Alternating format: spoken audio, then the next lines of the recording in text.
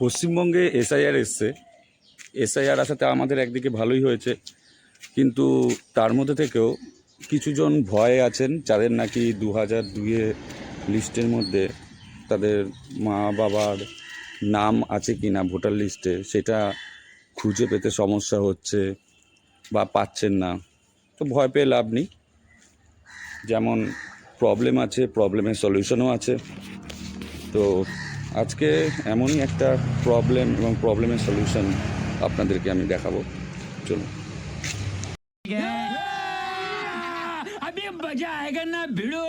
এই যে আমাদের একটা বন্ধুর ওই এসআইআর নিয়ে কিছু সমস্যা রয়েছে, এর জন্য ভয়ও পাচ্ছে। এবার যথারীতি গিয়ে হচ্ছে এই সমস্যা থেকে সমাধান মনে হয় এই স্যারের কাছে আছে।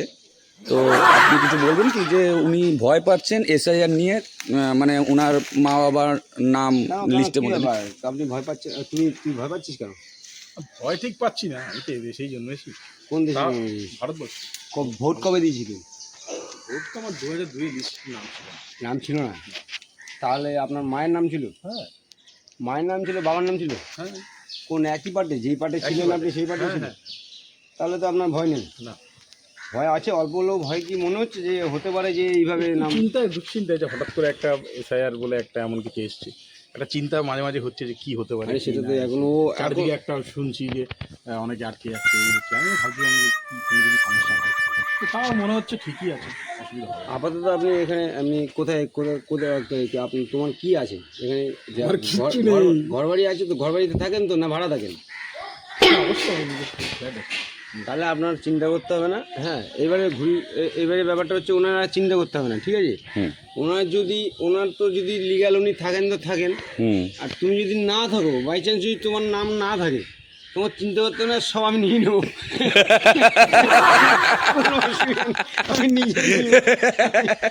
এইটা নাকি প্রবলেমের সলিউশন। কোনো চাপ নেবেন না আপনি দাদা। আপনার যদি কোনো কিছু না থাকে ওটা আমি নিজের মনে করে নিয়ে নেবো। হ্যাঁ, আমি মানবিকতা খাতিরে, আমি ভারতবাসী, আমি বাঙালি, আমাদের সহৃদয় আমরা সবসময়। আপনাকে যদি সহৃদয় ব্যক্তি বলে আবার আপনাকে থাকতে দেয়, আপনাকে আপনার জিনিস ফেরত দিয়ে দেবো। আচ্ছা। কিন্তু যদি আপনার এসআইআর আপনার নাম না থাকে, আপনাকে ভাগা, তাহলে দাদা আমি নেবো তো? আপনারা সবাই রাজি? আমি তো রাজি আছি।